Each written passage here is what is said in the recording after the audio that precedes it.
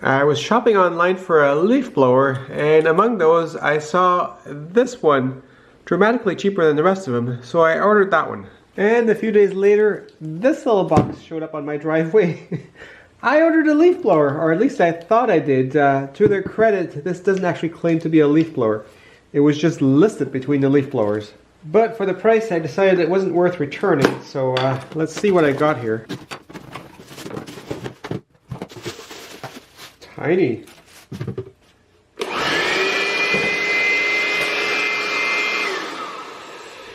I needed something for blowing the leaves out from underneath the deck, and I think actually this will work fine because it's a very low space, so I don't really want something big. But still, much smaller than I thought it would be.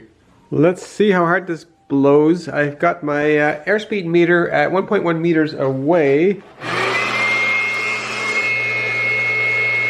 7.5 to 8 meters per second. Let's move this by 10 centimeters off axis and try again. And it came with this nozzle thing which restricts airflow a little bit, but it does help to direct things a bit better.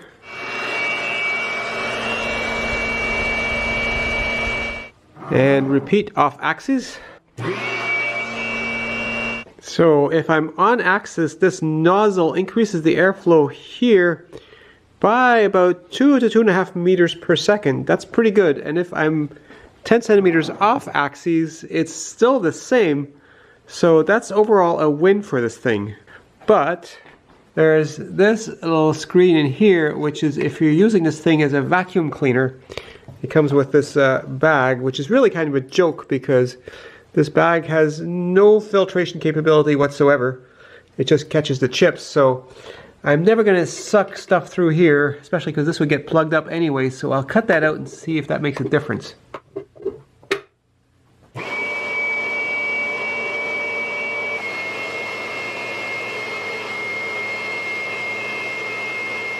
Well, I thought taking that out would make a big difference, but the readings are only marginally better. My next question is, does this thing unduly restrict the airflow, being so narrow on the end? So I'm going to measure the airflow difference with this on and off going into here.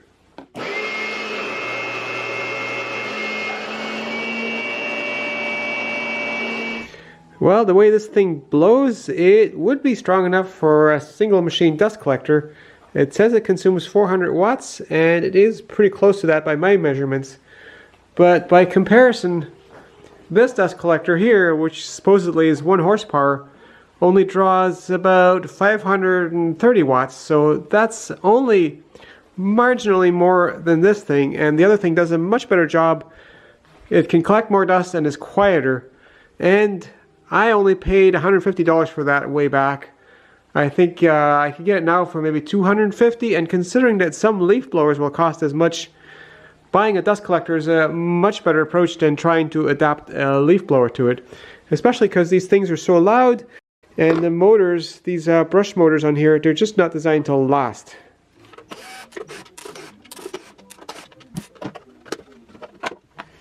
It's got backward curves on the impeller, which does make for a more efficient impeller. It does have a few rough corners and such on the inside here. It looked like there was meant to be a little screen that could go in here so you couldn't reach your fingers in there. Fortunately, that's not there.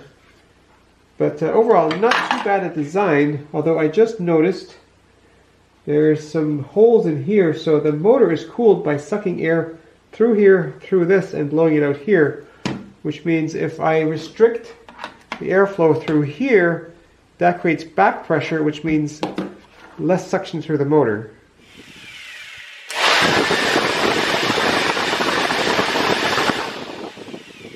And it draws about 500 watts running without the case here, which probably overloads the motor a little bit, because when an impeller like that gets more airflow than it's designed to, it will consume more power.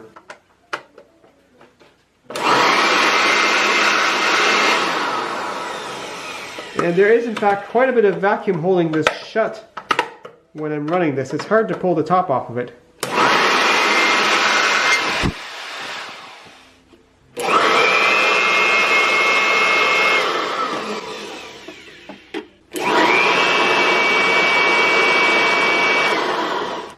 So as expected, if I put the nozzle on here, that creates enough back pressure in here that the vacuum here is lower, and that cuts the airflow through the motor in half.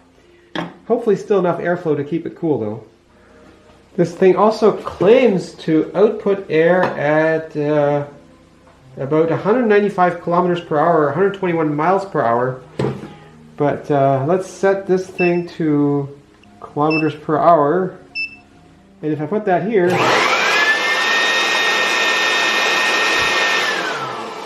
it reads about half of that, but I'm only measuring part of the airflow. So I've got another anemometer, and this one is small enough, and let's see what this one says.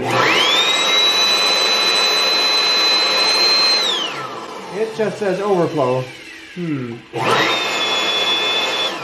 So 40 meters per second at this far away. I would imagine probably by the time I get this close and have all the air going through here, then I get to 200 kilometers an hour, but this thing doesn't read that high, it just overflows. So I was a bit worried that by cutting out this thing here, I have less restriction here, which means less vacuum inside, which means less airflow through the motor. So I decided to shorten this a tiny little bit here to put less back pressure here, and it does increase the airflow a fair bit over having the full nozzle on here.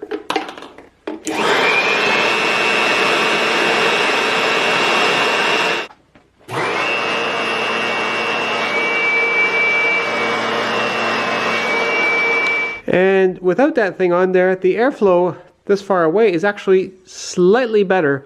So even though this directs to a faster jet in the middle, cutting it off helped a little bit, and it also helps the motor. I just realized one question I'll probably get is, if this thing restricts the amount of air going through this blower, how does it increase the airflow up there? What happens is, as the air comes out of the blower, it mixes with the still air, and it shoots all that air along, and what makes that happen is the inertia of the air, which is the amount of air times its speed. So the nozzle makes the air that comes out go much faster, even though there's a little bit less of it. And measuring static suction,